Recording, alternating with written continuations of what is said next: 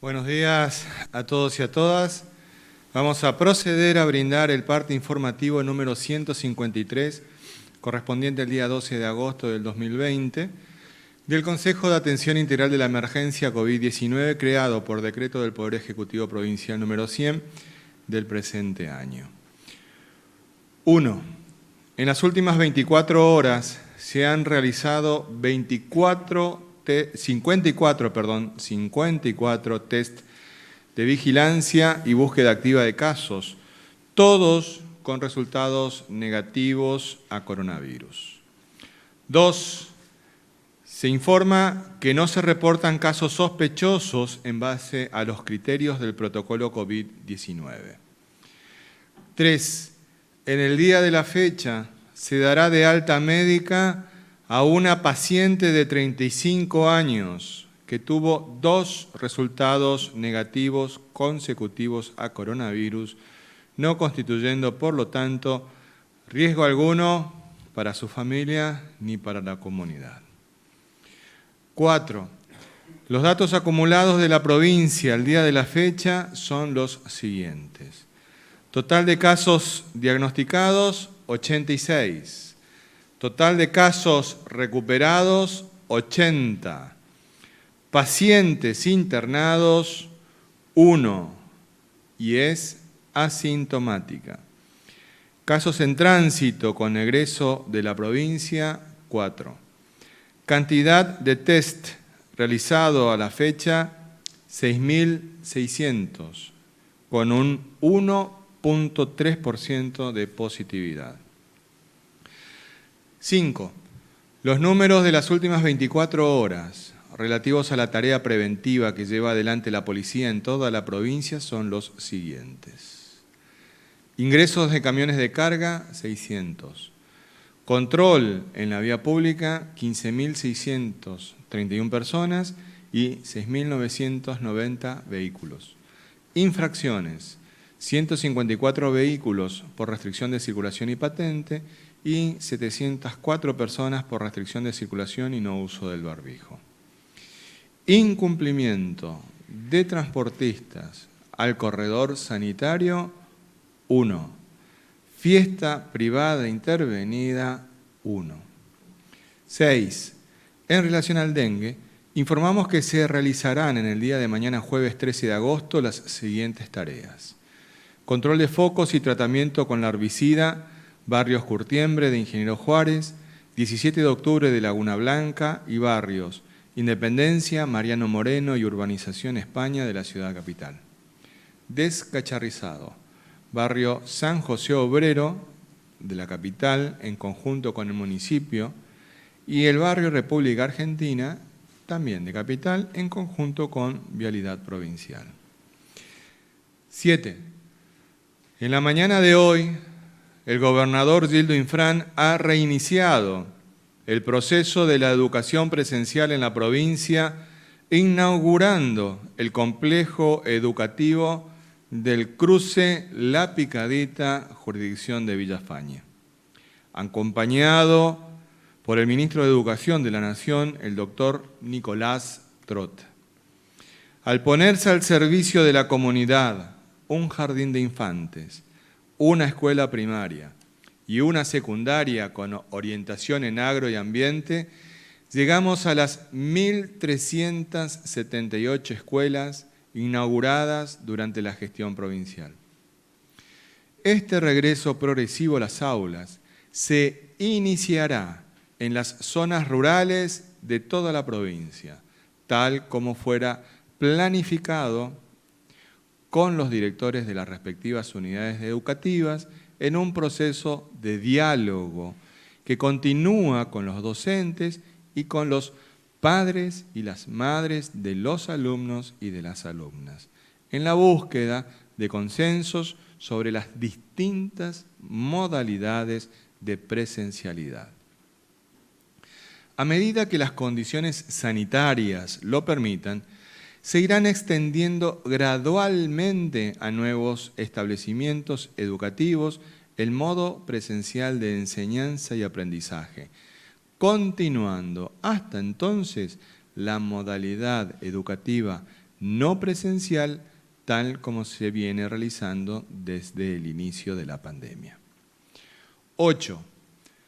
Comprovincianos, hoy es un día importante, no solamente porque hemos recuperado a la paciente número 80 en nuestro sistema provincial de salud pública, sino que además iniciamos la vuelta gradual de los alumnos a sus jardines, escuelas y colegios.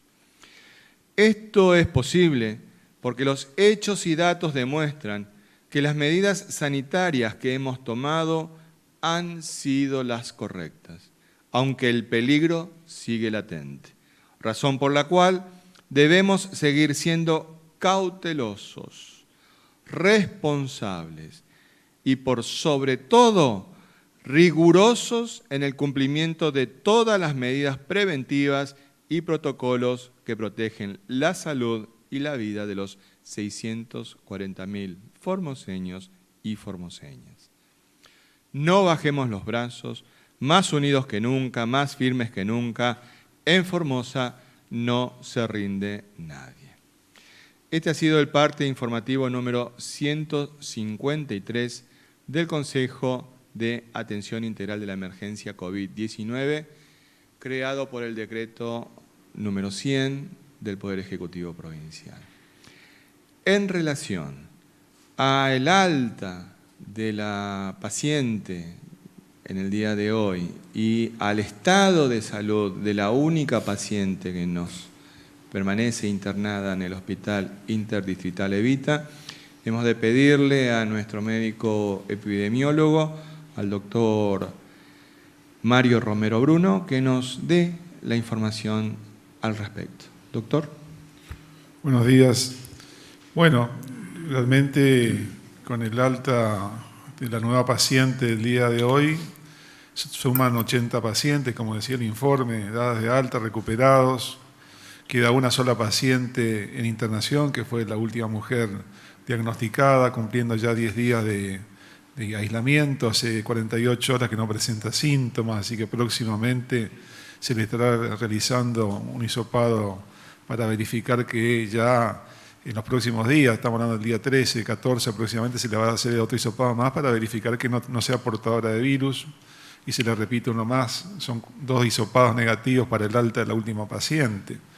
Y este hospital monovalente, quiere decir destinado exclusivamente para la atención de pacientes COVID-19, es la única provincia que tiene un hospital con 160 camas preparadas para el tratamiento, la recuperación de estos pacientes. Hoy podemos decir que es un hospital unipersonal prácticamente, ¿no? Es un hospital de una sola paciente. Realmente eso nos alegra muchísimo, vamos a ver de que todos los pacientes que han estado internados se han recuperado, que nos queda a esta paciente que está evolucionando favorablemente. Sumado a estas noticias, como nuevamente comenzar con las clases en algunos lugares. Ayer decíamos, llegaba la luz también a un lugar bastante lejano. Hace días atrás decíamos también que la fibra óptica y la posibilidad de internet también llegaba a zonas remotas, el agua que llegaba a Pirané. En medio de todas estas circunstancias, todas estas acciones de gobierno realmente nos tienen que hacer sentir muy orgullosos de ser formoseños. Para las personas que han nacido y que han elegido esta provincia, realmente es un orgullo poder hoy dar esta noticia de que hay una sola paciente que está evolucionando bien. Hemos anunciado, tal como lo hemos señalado en reiteradas oportunidades, que iba a llegar el momento en que oficialmente demos la información respecto del inicio de las clases de manera presencial en algunas escuelas de nuestra provincia. Y es lo que hizo hoy el gobernador Infram al anunciar tal situación cuando inauguraba el establecimiento educativo monumental ahí en Cruce La Picadita de Villafañe, el cual contiene el jardín de infantes, la escuela primaria y la escuela secundaria con orientación en agro y ambiente. al respecto de cómo es el esquema del retorno a clases, nuestro ministro de Cultura y Educación, el doctor Marcelo Zorrilla, nos brindará mayores precisiones. Doctor. Muchas gracias, compañero ministro. Efectivamente, en el día de la fecha tenemos la alegría de anunciar el retorno a las aulas de parte de nuestros alumnos y docentes. Se eligió comenzar por las zonas rurales, escuelas que tienen bajo riesgo porque el tránsito que existe en la zona, o el paso de camiones o de tránsito de otras provincias, porque tienen pocos alumnos y porque las instalaciones edilicias están dadas. Entonces, el gobernador eligió este día también para, como un símbolo más fuerte todavía, y por la significancia que tiene, inaugurar 3 escuelas nuevas en el ámbito rural. A esa escuela concurren 128 alumnos entre jardín, primaria y secundaria. En definitiva, el proceso de retorno al aula tuvo varias etapas. Una etapa fue la elaboración del protocolo, que se lo hizo en forma conjunta con los compañeros de salud y seguridad, y está todo ya en orden y está aprobado. Y después fue determinar más o menos, digo más o menos porque no es fijo, cómo era el modo de retorno al aula, quiénes iban a volver, de qué manera, todos los días, parte del día, algunos un día y otros otro día para que no haya aglomeración de estudiantes. Y al plantear estas cuestiones, el siguiente paso fue reunirnos con los docentes, con los directores de los establecimientos rurales en cada delegación. Llevamos reunidos más de 14 delegaciones zonales y hemos conversado con directores de 408 establecimientos, lo que significan 9.783 alumnos. En este sentido, nos pusimos de acuerdo con los directores y cada uno expresó, de acuerdo a su realidad, la forma en que quería volver al aula. Algunos lo hacen el primer nivel, el primer ciclo, los lunes y miércoles, el segundo ciclo los martes y jueves, y dejan el viernes como para alguna recuperación o afianzamiento de los saberes. Y además se hizo coincidir los horarios con los horarios de comedor. Entonces, muchos de estos establecimientos dijeron, nosotros vamos a empezar un poquito más tarde para que ya ahí en el mismo momento después puedan almorzar y volver a sus casas y no tener que volver otra vez a la escuela. Son clases de apoyo, la presencialidad para nosotros es muy importante, y para aquellos que no puedan volver, se seguirá con la forma de asistencia pedagógica a distancia. En este sentido, el siguiente paso, que es el que comenzaron ahora, en esta semana, y estamos ya poniendo en efectivo acá, es que los docentes los directores de cada escuela con sus docentes y los padres de sus alumnos se reunieron para también hacer acuerdos con los padres. Y hay un punto fundamental. La asistencia de los niños no es obligatoria. Si hay padres que prefieren que sus niños no regresen todavía al aula, lo pueden hacer. Está permitido. Y se va a seguir asistiendo pedagógicamente a estos niños como se venía haciendo ahora.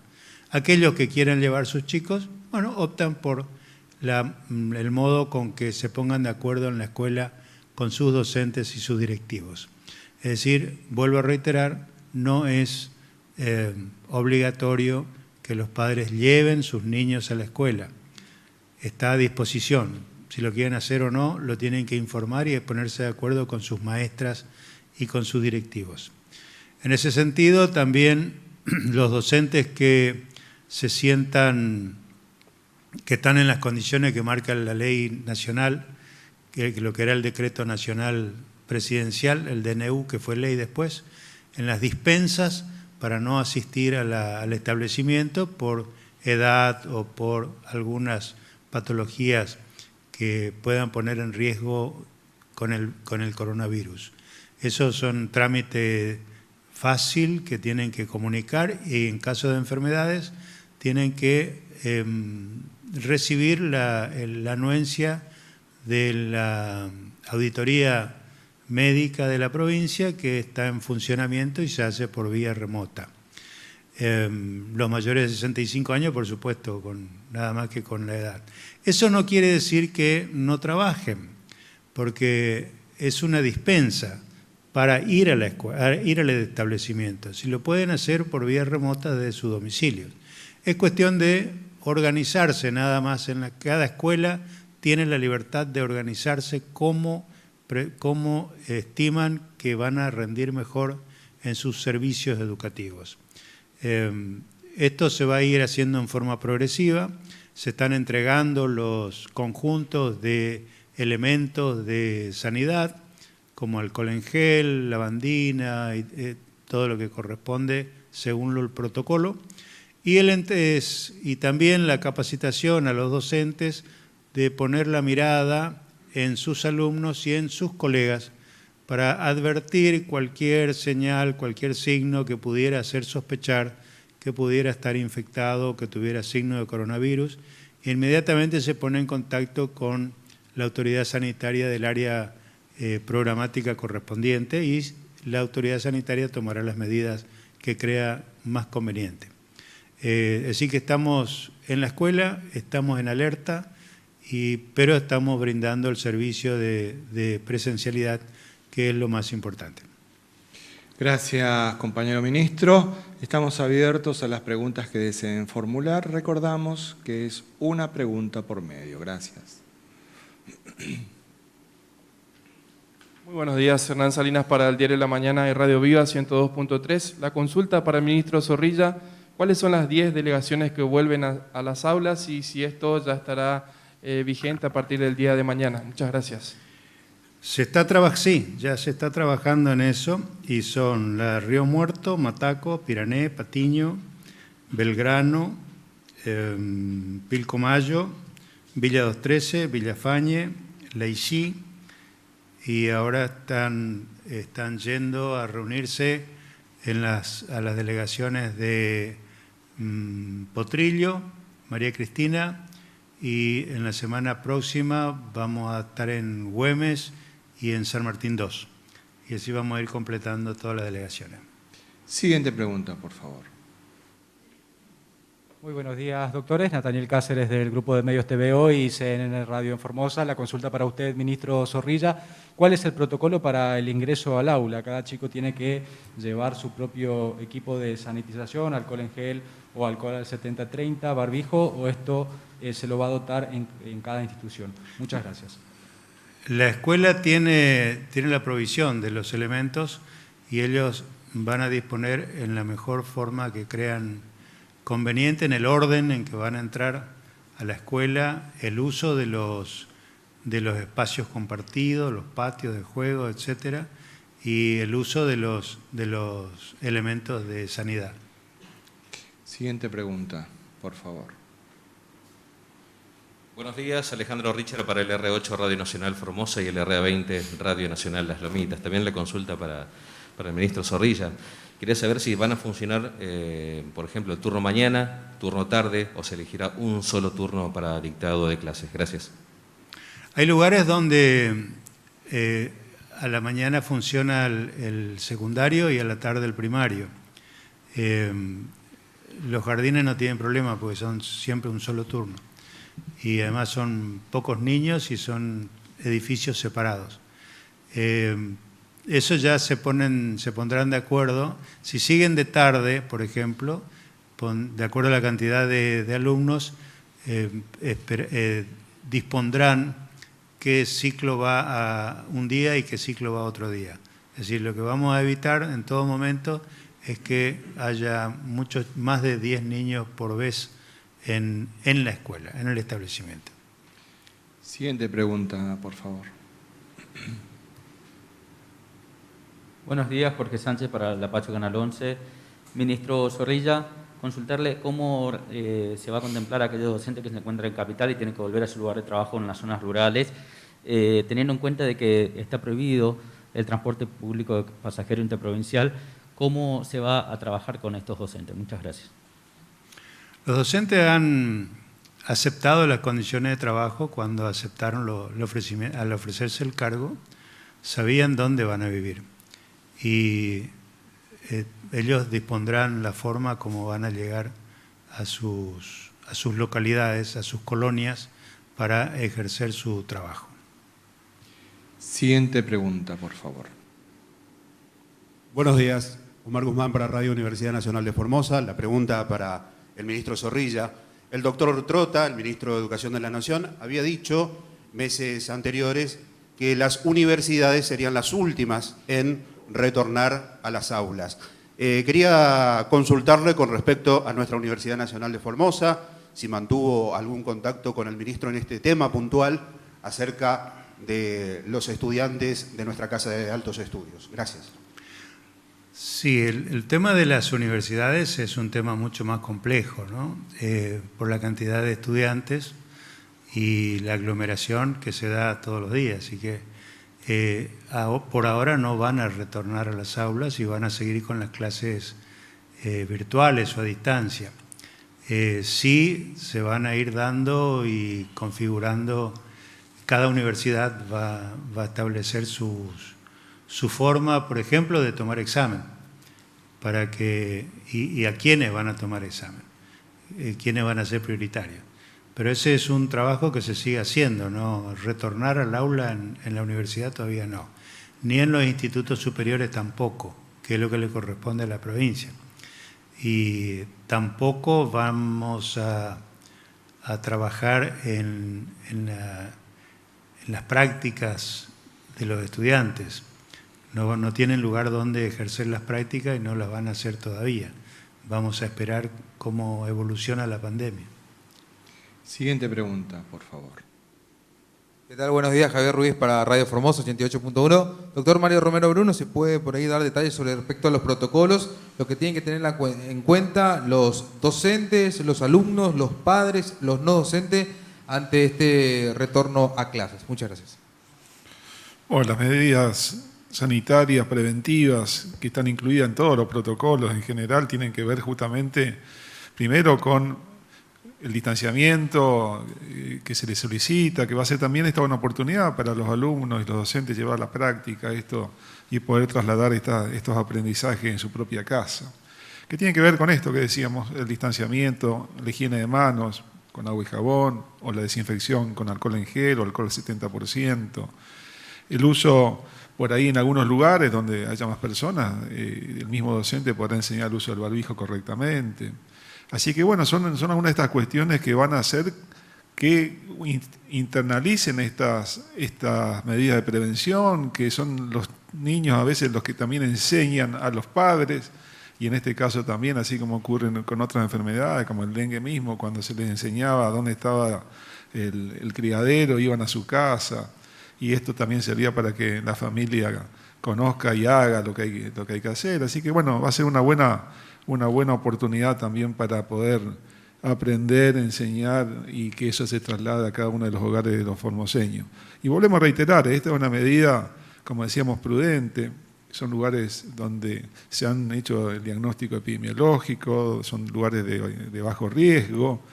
Si bien, como siempre estamos repitiendo, y aprovecho, el riesgo está presente. La cantidad de casos que sigue habiendo alrededor nuestro, fundamentalmente, nos pone en un estado de alerta máxima de poder tener esta probabilidad de que pudiera ingresar. Entonces, para eso tenemos que estar preparados. Nos ponen contentos que las personas se recuperen, pero sí, seguimos estando preparados. Y en esto también, no solo la comunidad, los equipos de salud siguen capacitándose, lo que está ocurriendo en Corrientes, lamentablemente. Y quiero recordar en esto 4 escenarios que ha propuesto o que ha designado la OMS de acuerdo a los países, regiones o áreas, donde se combate con el COVID-19. Un escenario es sin casos diagnosticados, ausencia de casos, o que en el momento de hecho el diagnóstico no se presenten casos activos. Según esto, hay que seguir un protocolo de prevención, fundamentalmente.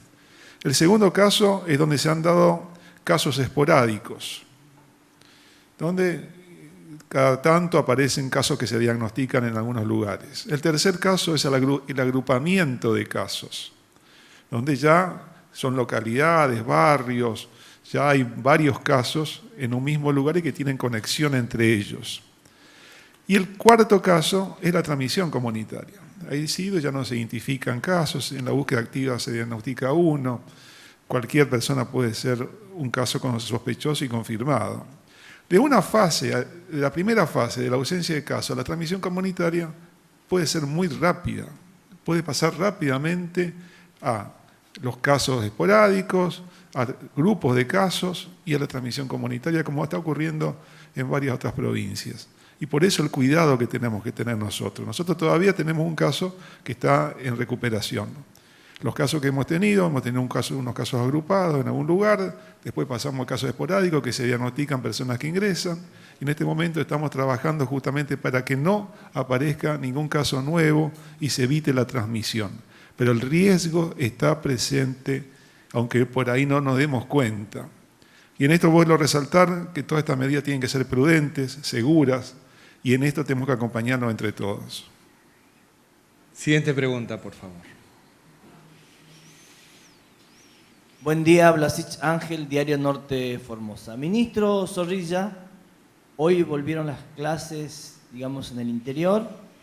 Y en este diálogo entre el gobierno, la familia, los docentes, ¿cómo es el diálogo con todos los gremios docentes y participaron también en esta mesa de diálogo? Gracias. Tuvimos una reunión donde explicamos el proceso y ahora se está informando a cada gremio, a cada secretario general, a cada representante. Ya lo veníamos comentando y a partir de que el gobernador dio el anuncio oficial, empezaremos a intercambiar las comunicaciones con los gremios. La verdad es que hoy es un buen día. Nuestro Hospital Interdistrital Evita, tal como lo decía el doctor Mario Romero Bruno, de ser un hospital monovalente, ha pasado a ser un hospital monopaciente porque permanece solamente un caso activo, asintomático, gracias a Dios.